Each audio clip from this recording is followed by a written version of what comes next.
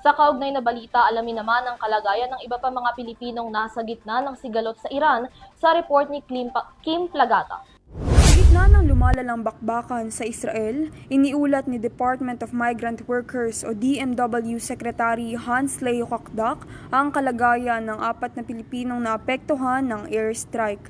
2 sa kanila ay na-discharge na mula sa ospital, kabilang ang isang dual citizen at isang overseas Filipino worker o OFW. Ang 2 OFW naman ay kasalukuyang nasa ospital kung saan ang isa ay nasa kritikal na kondisyon habang ang isa ay unti-unti na nagpapagaling. Ayon sa ulat, posibleng hindi nakaabot ang mga ito sa bomb shelter na mangyari ang pag-atake. Nakapanayam din ng DMW ang humigit kumulang 14 na Pilipino sa lungsod ng Rehovot, Israel na lahat ay ligtas na nakarating sa bomb shelter.